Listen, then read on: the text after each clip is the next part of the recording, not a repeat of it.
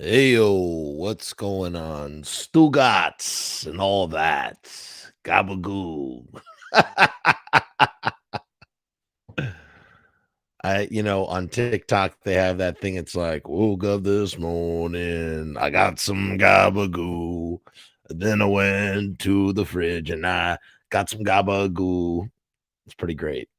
Um, Welcome to tonight's show. This is actually round two. We tried doing this the other night, and there was a lot of difficulty, and it had to do with the fact that there's something wrong once again with my system. I don't know. It's the Wi-Fi, and I'm pretty pissed about it because I pay for Wi-Fi, and I'm sorry, I pay for internet. I expect the internet to work when you pay for it. When you're paying for something, you expect it to work. Whatever. It's neither here nor there. The Wi-Fi seems to be doing the trick for now. So as long as the Wi-Fi does the trick, we'll go for it. We'll go. So hopefully this works. I have, I don't know. I was watching Succession on HBO, which prestige HBO series. And I was like, man, you know what I need to dive into next? I need to watch The Sopranos because I have not seen The Sopranos. I binged 5 seasons of The Sopranos, I want to say in 2006, right before the 6th season, the 6th and final season, which I think was split into 2 different parts. Right before that, that started, I wanted to catch up, and it was good. That's the best thing about like not being into something.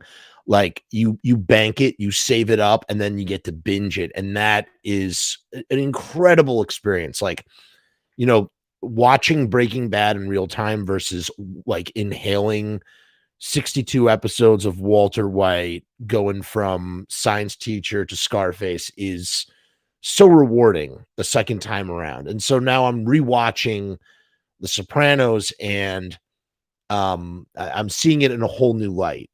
Last time I watched The Sopranos, I was in my early 20s, and now I'm watching The Sopranos, pushing 40, and the show just hits in a completely different way. I'm currently in season 2. We're just going to talk about season 1 tonight, and like I said, this is just sort of like a reassessment, revisiting.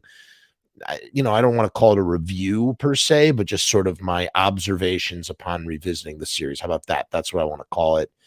And I just want to say, spoilers, obviously, too. What's up, R King? I've seen all 86 episodes. I don't think they have. Are there 86 Sopranos episodes? I think it's like 60 something Sopranos episodes. Maybe not. Maybe the other seasons are longer. The first season is 13 episodes, and The Sopranos started in 1999, and interesting time for The Sopranos to begin because, it kind of like, this is what I was talking about last time before we had we had technical difficulties. The Sopranos is like, it's like a real benchmark, a milestone for the TV format, and like really showed us what television could be in the sense of serialized dramatic TV. Like serialized dramatic TV did exist before The Sopranos. You had shows like, in the 90s and the 80s and really the 70s too, for the most part, like you had sitcoms kind of ruling the roost. And what would happen is, the status quo is always reset at the end of the sitcom, right? Nothing ever really changes. You have big overarching sort of, things like, like plot points, and that you have that in Seinfeld, you have that in Friends, you have that in Frasier, but mostly everything that just kind of like resets, Twin Peaks is an example of of appointment television. Appointment television viewing probably goes back to the 70s, I would imagine. When I think of appointment television viewing, I think of JR, who Dallas, who shot JR. The Simpsons is appointment viewing. What do I mean when I say that? Yeah, R King says it's 86 episodes, LOL. And that sounds like it's said with great authority that I dare not challenge, because what do I know? So Okay, if you say it's 86 episodes, it's 86 episodes, which means I'm about a quarter of the way through. I guess that tracks. I guess that tracks. I think I can do a Tony Soprano. No, that's not it. Calm. There's a Tony Soprano in me. I don't know. I was kind of doing it earlier when I was at work in the bathroom. I was taking a piss. I'm like I'm trying to sound like Tony. No, that's not it. I swear I got it. I can't. I'm trying too hard. I really deep inside of me there is a Tony Soprano. I have it. I have it. I just gotta give myself. I can't think about it. I'm thinking about it too much, and I'm too self conscious. But like I said, it's a point, it's appointment viewing in the same way that like The Simpsons was an appointment viewing, and I think of Twin Peaks when I think of appointment viewing. Twin Peaks is this weird sort of like early example in 1990 where you have this like hour long mystery. It's like a mystery slash procedural. It's not though. Like that's like there's no way to really describe what Twin Peaks is, but it was an hour long. It was dramatized. It was quite surreal, in fact, and it was appointment viewing. It was something that you had to show up for, and it's something that you talk about with everybody at the water cooler. And that was our TV viewing culture for many years. And we are now in an age where that is dying out. Like the idea of people standing around the water cooler, like it still exists and whatnot. But like the idea of like, I think like Game of Thrones was really like that. That was like the last true time of like, did you see the episode on Sunday where like you don't even have to call it Game of Thrones. You just start talking about the thing. What did you think of what happened in Winterfell? And everybody knows what you're talking about. That's the type of thing. You know what I mean?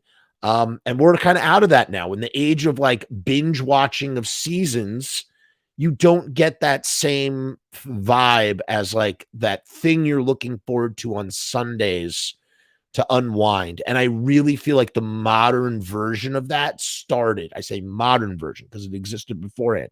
That started with The Sopranos. And obviously it was perfected in a way by Breaking Bad. Breaking Bad, I think, and you have The Shield as well. The Shield was another early one. I guess you could say Sons of Anarchy is like The Sopranos with motorcycles and Hamlet all lashed in together. Like these are all like early, appointment viewing, serialized, dramatic. And outside, like you think about like think about something like for instance, Dragon Ball Z. Weird observation to make. Dragon Ball Z was a serialized show that never sort of reset itself. The plot was moved forward with each and every episode. And that was just, it was like you are taking in a really, really long story. And I feel like The Sopranos, that's like the modern version of that. And, other stuff started to come along too. Yeah, like Lost, tons of stuff. But like, think about like the other stuff that exists, like Buffy the Vampire Slayer, which I never watched, was never into, but Buffy was a show that kind of also reset itself. Maybe not later on, but like in early Buffy, that was a show where, they had the name Big Bad, what's the big bad monster of the week. Look at the X-Files. The X-Files was something that also reset itself all the time. Like by the end of an episode, it would just be the monster of the week. You had monster of the week episodes, and then you had Mulder trying to find out the truth about alien episodes. And like, it was kind of Battlestar Galactica. There is another one. Battlestar Galactica is a continuing dramatized series, and it's a sci-fi one at that. But the big ones, the really big ones, you have The Sopranos, and you have, of course, Breaking Bad. Breaking Bad, and then of course, after I could just go on and on. We really could go on and on about it. There's many to notate. You can't just limit it to these few, but the heavy hitters, man, the ones that people say, what is the best series of all time? A lot of people will say that The Sopranos is the greatest television show of all time. And I have to like obviously get to the end, but I'm still going to say that it's Breaking Bad. I think Breaking Bad will go down as the greatest like dramatized television series of all time. It is the GOAT. It's the GOAT for a reason. However, Rewatching The Sopranos, and the first time I watched it, I kind of was like, yeah, okay, it's good. Yeah, it's as good as everybody says, but like it's nothing like special. But like, the funny thing about The Sopranos is it's super mainstream, and it has at the same time it has such a diehard cult following. It's a highly quotable show. There's all this, and then what are we seeing? Like, what is it doing? Sopranos is about Tony Soprano and his family and his extended family at that, the crime family. But the family that Tony Soprano works for, he doesn't work for the Sopranos. He worked for something called the DeMio crime family. And the big boss, he's a lifer in jail. And the acting boss is a guy named Jackie Aprile, and he's sick. He gets cancer, and he dies. And when he dies, there's a power vacuum, and the power vacuum leaves Tony kind of butting heads with his Uncle Junior, and Tony, who has been suffering these panic attacks. Like I guess the whole premise of the show is really like what happens when a cold-blooded mafioso killer guy, whatever, mafia guy, does something as progressive as go to therapy. And typically when you think of these guys, that they are old school, or they follow old school traditions, and the idea of somehow being a mobster who also is somehow trying to improve themselves through therapy, and maybe even being a better mobster as a result. Mobsters, that made guys, somehow being a better made guy for it is like it's weird, man. It's like a weird sort of thing. It's like if the Godfather is like, sort of, the Godfather is the whatever, like the gold standard of like what, the mafia is in media, I guess. And then something like Goodfellas comes along and like really sort of deconstructs it in a much more, how do I say this, blue collar sort of way, and really connecting it to New York, New Jersey, connecting it to the tri-state area of like when we think about the mafia, and the other thing too is it's not taking place in the 30s and 40s like The Godfather is. It's taking place, in a more well, it's not contemporary, but in a within the last 20 years of when The Godfather, or when Goodfellas came out. Goodfellas came out in 90, and it covers a time span of like whatever, like the mid 50s through the 80s. So like a 20-year recent, more contemporary time span. And that way it's sort of deconstructing what it means to be a good fella, a wise guy at maybe a lower level, not at the boss level. Like we're really in Goodfellas, and Goodfellas, this is going to materialize into The Sopranos, because ultimately the Goodfellas walked so that the Sopranos could run, in that what's her face, Lorraine Bracco, is that how you say her name? She plays Karen, Jewish. She plays a nice Jewish girl that Henry Hill marries in Goodfellas. And originally it was supposed to be Ray Liotta who was going to play Tony Soprano, and he passed on the role, and that's how James Gandolfini came into it. I mean, you can't think of anybody else as friggin' Tony Soprano except for James Gandolfini. It's perfect. It's perfect casting, role of a lifetime, monumental. Like, what else is there to say about that in that kind of way?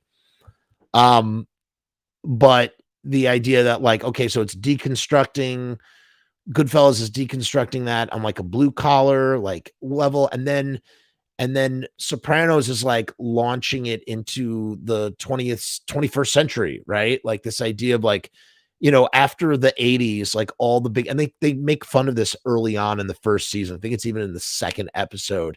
I was going to try and take notes for this thing, and I was like, I can't. There's just so much going on. The better thing to do is pop open Wikipedia and then just kind of like try to like remember what happens in each episode, and like just say a little something about each episode, and move on. So hopefully that will make sense and be more concise as we go through. But so we'll go episode by episode in a minute.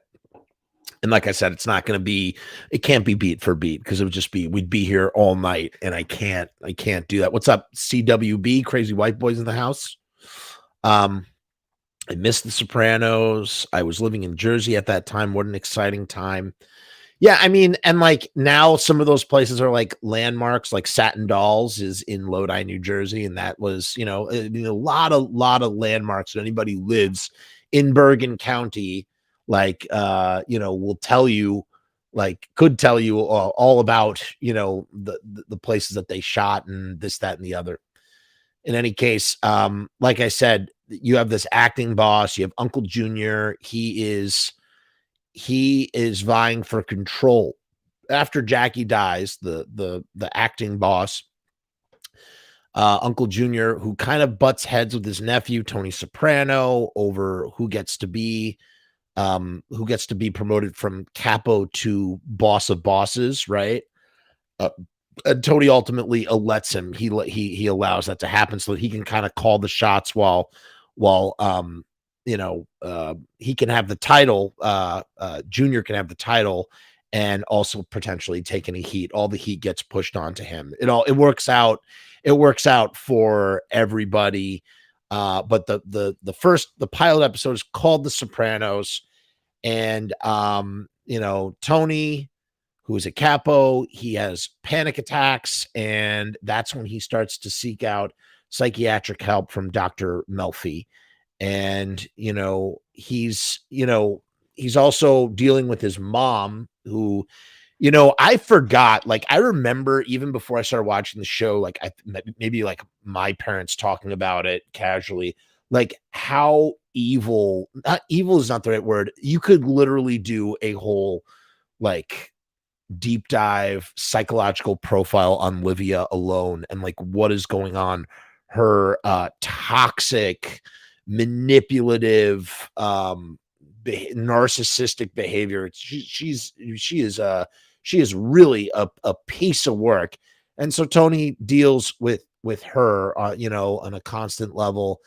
He's having this panic attack when he sees a family of ducks, and we get this whole metaphor about how, like, the ducks are, God, we're going to be here all friggin' day if I do it like this. This is not going to work. Basically, Tony he's seeking help for panic attacks. Now, this is, in the world of part of the code of being one of these guys, about being a made guy, is like, you can't see a therapist. It's like a kiss of death. Tony's treating seeing a therapist like a kiss of death because he knows that if any of his crew find out, they could whack him for that. And the reason why is because he's confiding, essentially, he's not being a rat per se, but like, it's kind of like on some level of ratting, on some level, you know what I mean? She, it's not good for business to be seeing a therapist. And of course, this kind of pays itself off in the season finale.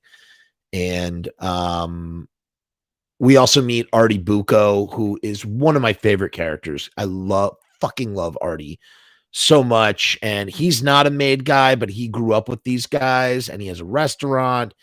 And Tony ends up burning it down because Junior wants to use it to whack a guy, and Tony's afraid it will ruin Artie's business, and that those eggs come to roost, or those hens come to roost, whatever that phrase is, later on, towards the end of the series, or end of the season, when Artie confronts Tony, and Tony just lies through his teeth. I mean, just doubles down on his lie.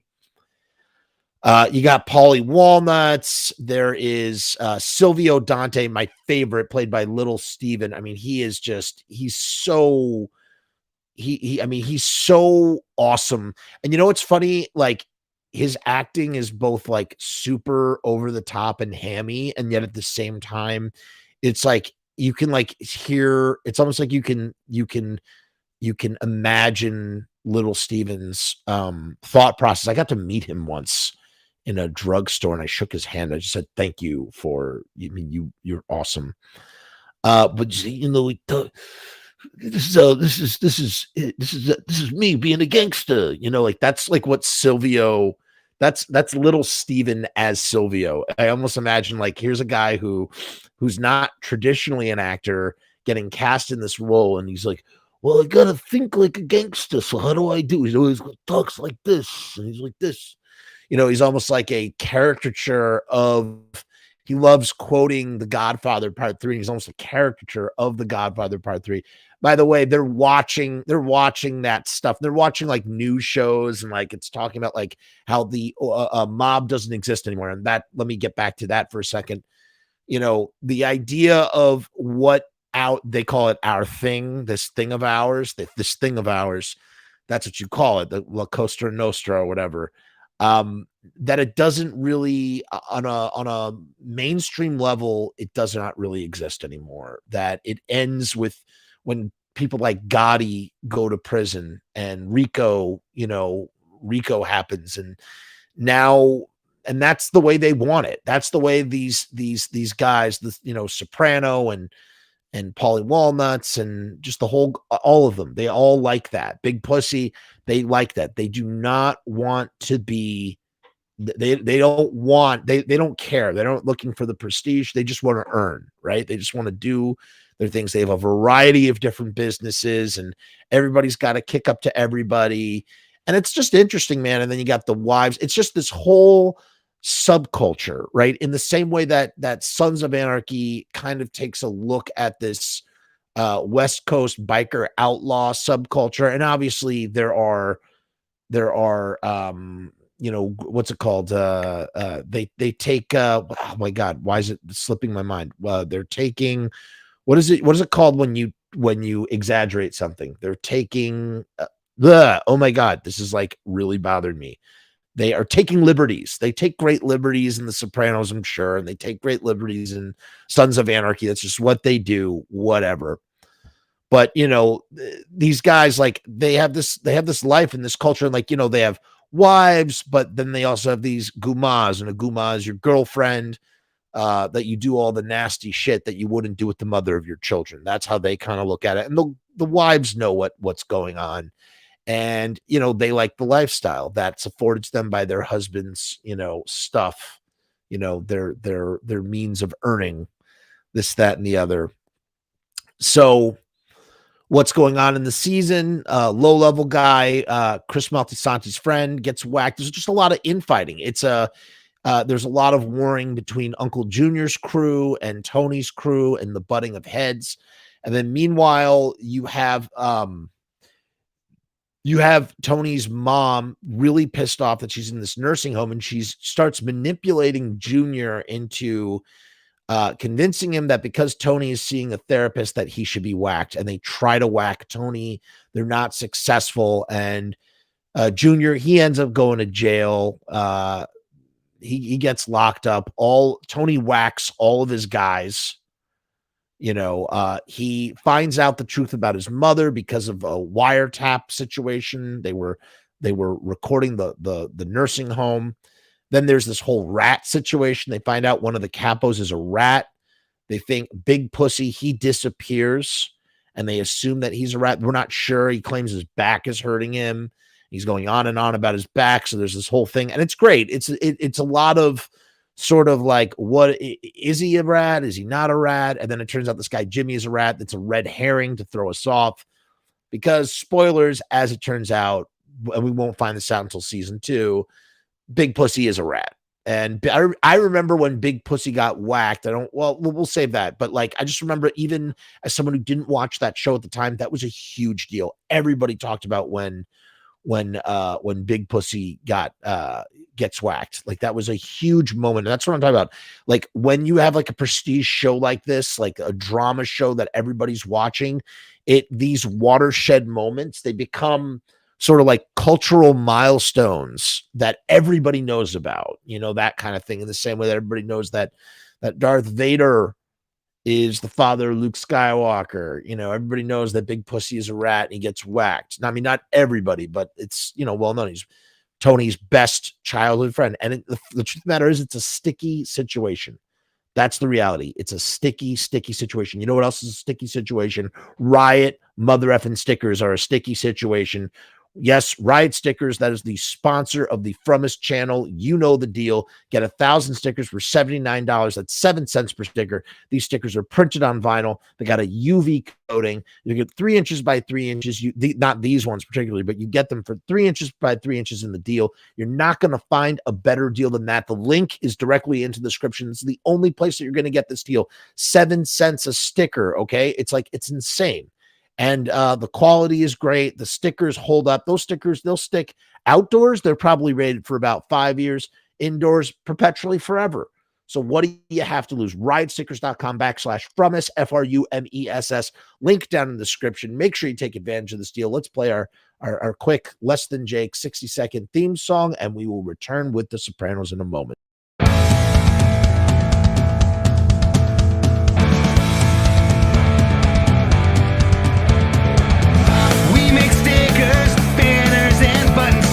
Posters and promo cards, there's nothing we can't print for you. From stage backdrops to bass drum heads, we can print on shirts, we can print on hats, we can print on pants. Cheap prices and high quality, quick turnaround times and free shipping. We also offer free artwork support, great customer service, and so much more.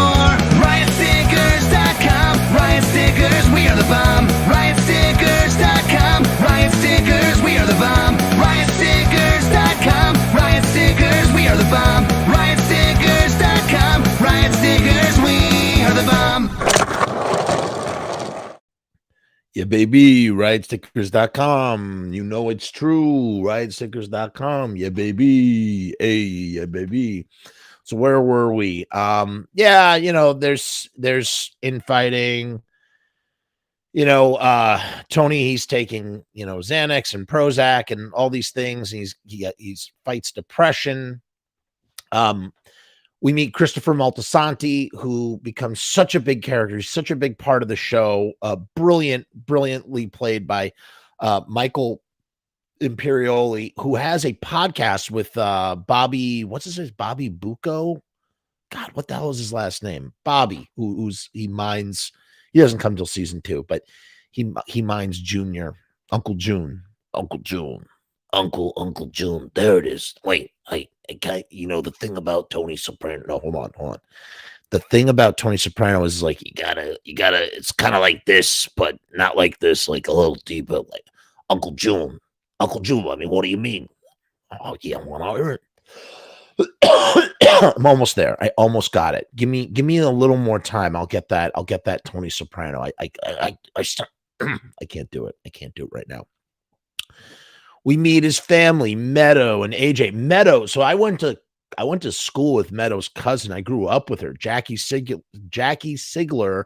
Shout out to Jackie, whose cousin is Jamie Lynn, and that was always like a fact growing up. We were in middle school when The Sopranos came out. When this season aired, I was in middle school, and it was always like, oh yeah, Jackie's cousin, she's on The Sopranos. That's so cool, that sort of thing. Shout out Jackie Sigler. No, Meadow is great. Meadow, she's figuring out. The kids are just figuring out. So in this first season, and here's the other thing about the first season.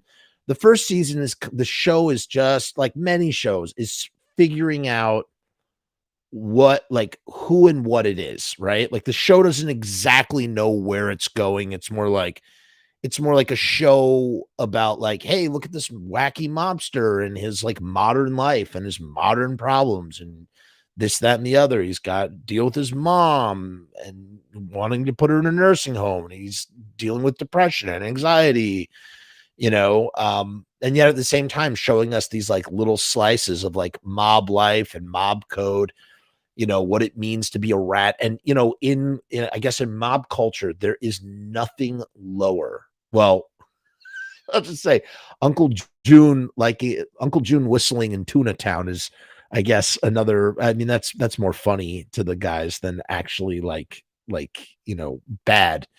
But it's like an embarrassing thing if you whistle in Tuna Town. And that makes Uncle June very upset and helps him motivate him. It motivates him to want to whack Tony. But the main motivation that they use is like that Tony's seeing a therapist who has to go on the lam. She has to go on the lam, and he starts to develop feelings for her, and he tries to like make out with her and stuff, and she's not having it. And the weird thing is he crosses so many boundaries with her, and yet she's clearly like, she's sort of like, he interests her. She finds him fascinating, and she has this like genuine, she sees underneath his veneer and like has this genuine desire to like kind of either want to help him or just wants to be like around him and near him, that sort of thing. I guess the standout episode is, and it's talked about and it's been nominated and stuff, the college episode, which is episode 5. That's when the show really starts to like find its voice. And it's a simple episode. Tony is taking Meadow on a tour for different colleges, and Tony spots a made guy who used to work he was a soldier in the DeMille family, and he became a rat, and then he got into witness protection. He got in trouble for selling heroin, and he had to rat on people. He put people away for 12 years who rotted and died in prison. And Tony thinks he spotted him. And I mean, this episode alone, it's only an hour long, but man, you could have made a movie just about like, don't change a thing. Just make it like, maybe like, I mean, it doesn't know. It's the perfect length. I'm just thinking like, if it was a feature length, it would have to be about a half hour longer. So maybe you take in the first half hour, you kind of establish like Tony and like the whole deal in the first half hour, and then episode 5, that hour is the last hour of the movie. So it's like a 90-minute movie. 30 minutes kind of, introduces you into things, and you could do all that stuff that happened in episode 1 through 4 and then bring it right into 5. And that would be a killer movie. I mean, it's really good cat and mouse. And it shows us Tony strangles this guy with his bare hands, pretty much. He uses like a rope or something. He strangles him. And I had to look up. I looked up. I was like, because I was curious. I was like, I was thinking about it. And I was, we see this dramatized so often in movies, putting, people getting strangled to death and stuff. And I have to tell you, I was reading about like strangulation, like after this, like I was like legitimately curious to know like how long does it take, and why, the nature of it, because it seems like really not that invasive, and yet at the same time, it's one of the most brutal, violent, horrible ways to like hurt someone at the end of the day. Like, because what you're essentially trying to do with your hands or with something, you are trying to cut off circulation of oxygen flow to the brain. Now, if you have like a rope or a wire or something, it's easier to do because you have this tool that's kind of like a lever. Well, it's not a lever, but you know what I mean. Like you're using leverage with an object to create this blockage of oxygen to the brain. If you are just using your hands, that is a whole other level of brutality, because even if you do pass someone out, even if you do manage to cut off their airflow and they go unconscious, it's reversible, meaning they might go, who's Michael Hutchins? Don't go do a Michael Hutchins on us. I don't know what you mean by that. And yes, but with Sopranos versus Breaking Bad all the way. Sorry, as of right now, that's how I feel.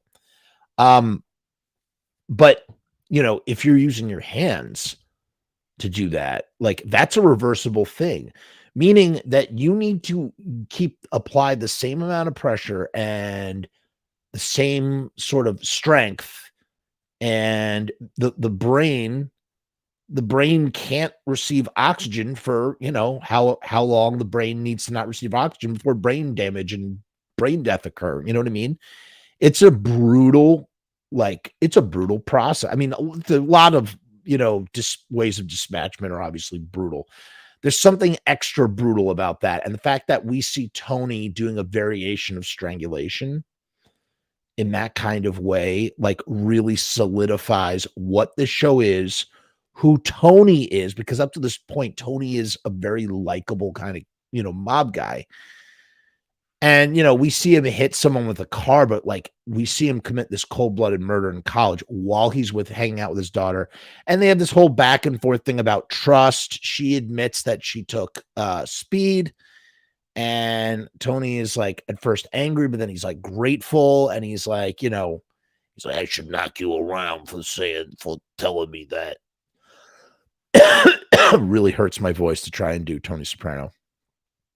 In the end, Tony does not reciprocate with Meadow. And he, when she is asked, this is when she confronts him for the first time, and she says, "Are you in the mob?" And, he kind of, he minimizes it. That's what he does. He minimizes the whole kind of thing. And because he doesn't want, he realizes that she's getting too old to lie to her or to not to skirt the truth. And yet at the same time, he wants to, like, minimize it. And then getting back to Christopher for a minute. So Christopher is a distant cousin of Carmela, Soprano, Tony's wife. And he's also he's not a made man yet. He eventually will become a made man. He's I don't know what you call him. What do you call a guy? They haven't really explained the process. He's like a prospect. If I'm thinking about Sons of Anarchy, he's like a prospect. He's waiting for them to what's known as opening the books. When you open the books and when you get in the book, the name, your name is written in the book. You open the book, it's opening membership to you to become a made man. And as we know from Goodfellas, made men are untouchable. If you fuck with one guy, you fuck with all of them. It's like this bonification. I said it's a bonification. I'm sorry to say it's like a bona fide way of being, that sort of thing. Okay. Our King says associates. Thank you. And yeah, Chrissy is a great character. Chris Moltisanti. And he wants to be a screenwriter, and we meet his girlfriend, Adriana, who, I mean, these two throughout the whole show, they're such a big part of the show. And oh my God, I'm thinking about, like, how, the one thing that watching the first season, like, all I could think about is how they both, spoilers on a almost 20-year-old show, they both die in season 6. So it's amazing. Like, every scene with Tony is, like, super weird to me, because I'm like, eventually he's going to kill you. And there's a moment in season 2, a watershed moment, the one with the screenwriting one, where with Elisa Witt, which was really steamy, where he has this, like, choice of, like, do I want to be in Tony's life, or do I want to, go my own way? And if he had gone his own way, he might still be alive today. Maybe not, because the H might have gotten to him. Who knows?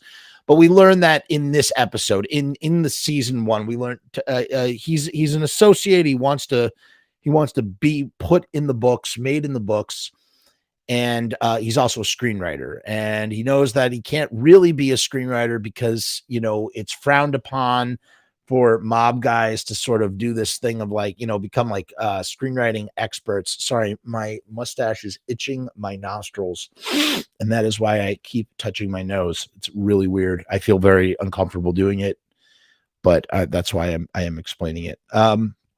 We see Christopher murder, I think, even before Tony does. I mean, this guy, we learn that Chris is not a good guy. He's a cold-blooded killer. But he's, like, so weird, because, like, one moment he can be so tender and sensitive and caring, and then the next moment not so much at all. Whereas, like, Tony doesn't have that same sort of way about him. Dan says Richie getting shot was so satisfying. Dan says Paulie Walnuts was my favorite character. I love Paulie Walnuts. And Paulie's like a fine wine. As the seasons keep going, he just gets better and better.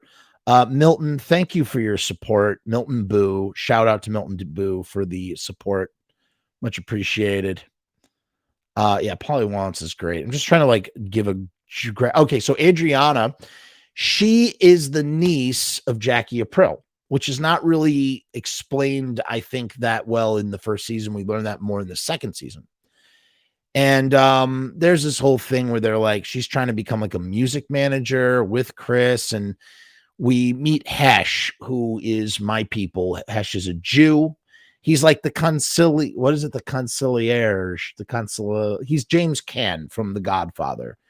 He is he is the token Jew who he's a mob associate. He's not like I don't think he's not a made guy.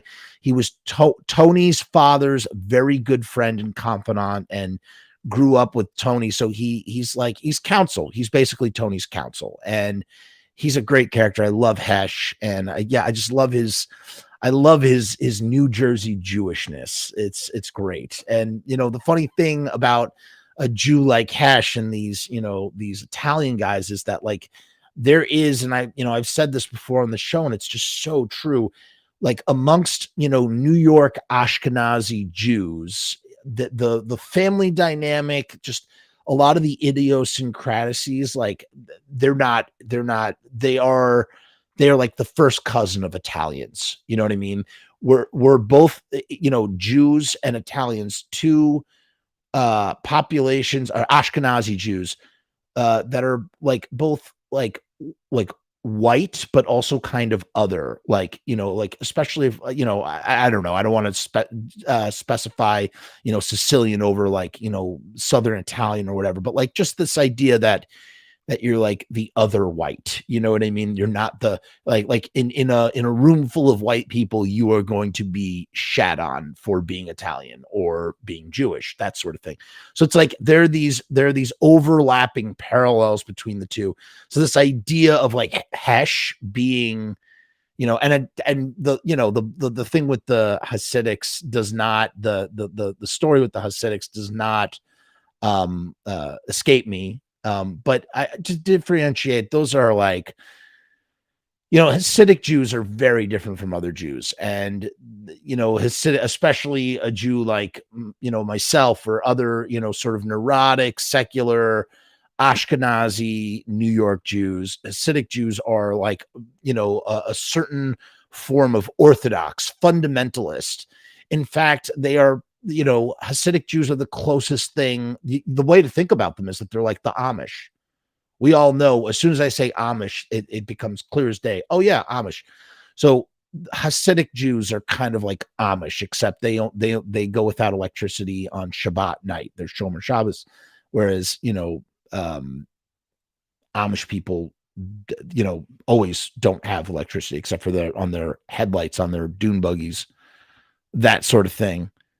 And yeah, right. Yeah. Robert De Niro plays a Jew in Casino, and it's oh God, that's such a great performance.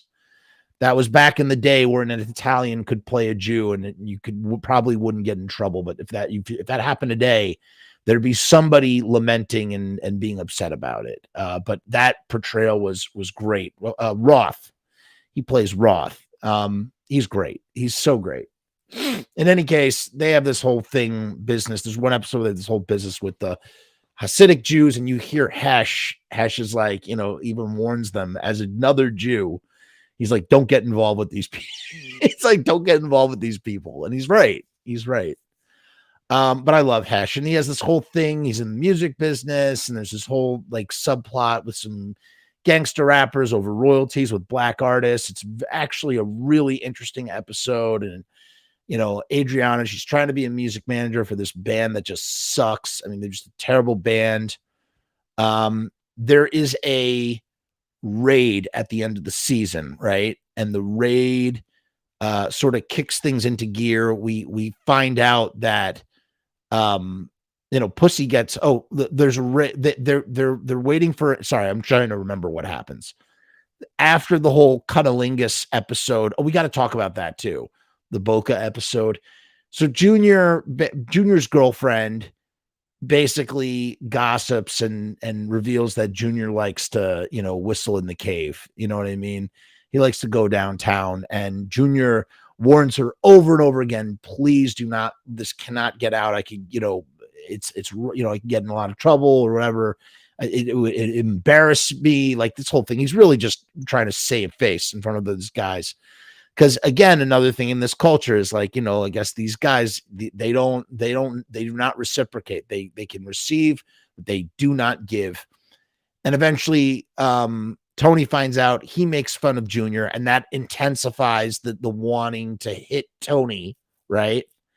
And right, yes, Dan, your songs have no choruses. Exactly. It was so good. So freaking, I love that scene with Hesh and Christopher, and he's like, I know talent when I see talent. I remember Jimi Hendrix. So sorry, losing. Oh, and there's a great episode. It's like the neighbor who kind of like exploits Tony. Like they love that he's a mob guy and they're warming up to him, but they're really just sort of like using him. And Tony ends up getting humiliated because they're asking him all these dumb questions. And so, Tony ends up like getting revenge. He pranks him. He leaves him a package. In any case, there's indictments happen, and there are FBI raids. Pussy gets caught, but he gets released super quickly, and everybody starts suspecting that Pussy is an informant because there's a cop, a crooked cop, a gambling degenerate cop, great character played by he's the dad in Home Alone, and he's also in Chud. I'm trying to remember his name, John something. He's passed away. But in the show, he's just a degenerate gambler who's also a cop who also hangs out at a whore house, a cat house, whatever you want to call it. And he's the one who lets Tony know that Pussy is wearing a wire. And again, like going back to the whole thing about being a rat, like there is nothing worse than to be a rat. It's the ultimate betrayal on so many different levels culturally. It's the lowest of the lowest of the low in their society. And it's an instant death sentence, and that's eventually what happens to this guy, Jimmy, who they think is actually the rat. And he might've been, maybe he's the rat, but he basically takes the focus off of Pussy. They still don't trust Pussy, but they let him hang around, right? They don't know if Pussy is compromised. And of course, we find out that he is compromised. There's an episode where Tony meets this absolutely breathtaking, beautiful Italian exchange student who happens to be a figment of his imagination, but just breathtaking, absolutely just wonderful. It's also around this time that Artie Bucco, going back to Bucco, Bucco finds out that what Tony did once again through Tony's mom. So Tony's mom, this whole time, like every chance she gets, she's just like pulling strings. She's trying to she's just trying to do anything that she can to like get back at Tony. And what's amazing is the show never lets us know what the deal is. Like there's never a moment where you're like, is she actually like out there, or does she, is this really like accidental, or is she trying to play like some 4D chess on Tony? I personally think she's trying to play some 4D chess on Tony. She is so manipulative, and she's so she's trying. She straight up insinuates to Junior Tony should be whacked. That's what she says. So that that whole thing happens, and hold on, I'm trying to remember what happens next. Yeah, the whole thing about your father was a saint. Over and over again, missing Johnny, her dear Johnny, this, that, and the other. So eventually they Melfi suggests that Livia might have borderline personality disorder, and Tony tells her that she needs to go into hiding because Junior tried to hit him.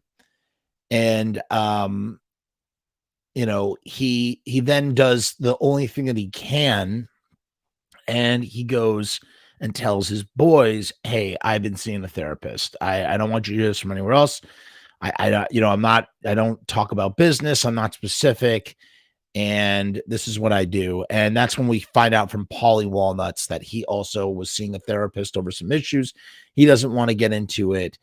And basically everybody's accepting of the fact that Tony sees a therapist, and that, which is, I guess, at the end of the day, those are the guys. That's the most important thing, right? That everybody is sort of, together. There's also this thing that's going on with this priest. Carmela, she gets her own arc. There's a priest who really just like, he likes seducing married wives. He's a mooch.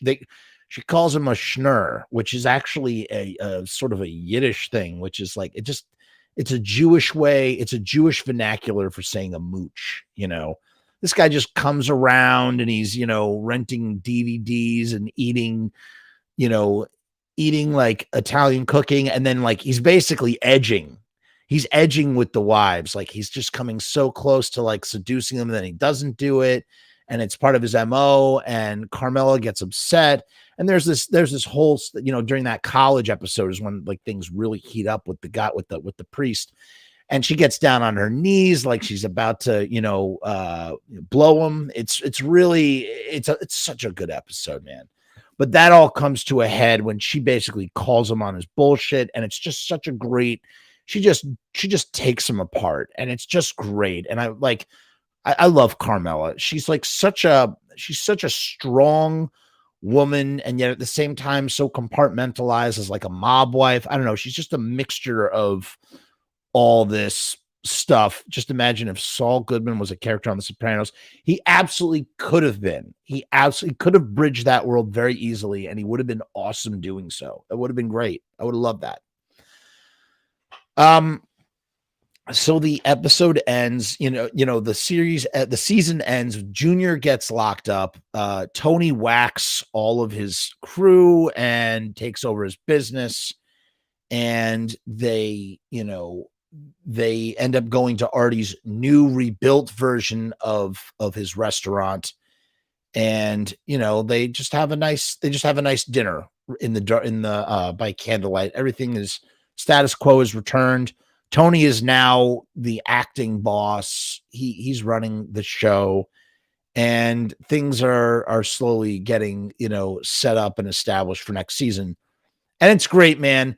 Even just the antagonistic relationship that he has with his mother is enough to drive the show. So when you have all this other stuff happening during the season, it's really great. I also neglected to mention AJ. He finds out that his dad is, in the mob as well. So the kids find out the truth about their parents. Tony realizes that he needs to that he needs therapy in order to help himself, although that kind of goes away at the end of the season. Dan says, at one point, the priest and Carm were watching Goodfellas, in which Christopher and Paulie were in. Always like that. Yeah. There's a scene where Christopher shoots a guy when he's getting like cannolis or donuts or something. He shoots him in the foot, and it mirrors what happened to his character in Goodfellas.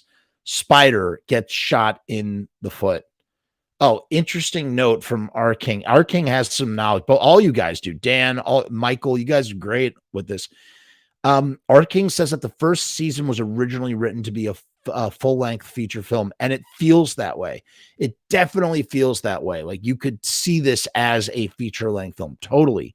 And a really good editor, a really, really, really good editor could take 13 hours of the first season and probably cut it into a really good 2.5-hour movie.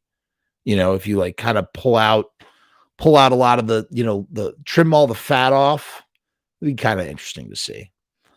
And that's where we're going to leave it, everybody. I'm knee deep in season 2, so much that I had forgotten about season 2. And man, the show is really coming into its own. So we'll talk about that next time. I hope you enjoyed this. Until then, peace and hair grease, and we will see you real soon. Woke up this morning. I got some gabagoo. Oh, this is actually one last thing. Dan says, on a Goodfellas note, I bought a painting by Henry Hill a few years ago. That kind of cool. That's really cool. Henry Hill is a piece of work. A lot to say about that. Remind me to talk more about that next time. Some interesting things. Tell me, was it a painting of a boat with two dogs facing the opposite? What's the best movie? Godfather, Goodfellas, or Bronx Story? Hands down, my opinion, the greatest mob movie ever made was Goodfellas. I know that's like heresy to say when considering things like The Godfather, but like, fuck, dude, Goodfellas is the GOAT. Goodfellas is the GOAT. And I'll tell you, Casino is right up there, man. I love it. I love Casino. Thank you. I'm glad you like the show, Crazy White Boy. You know, I really think my channel would be bigger if I just stuck to like one topic, but I just love talking about so many different things. And I feel like we've built we've sort of built the community audience. People who watch this, they know that that's what they're getting. And yeah, so well, will do. It's a line from the movie Peace Man. Yes. All right, peace, hair grease. All right, I'm leaving. I'm really leaving this time. Okay, we'll see you.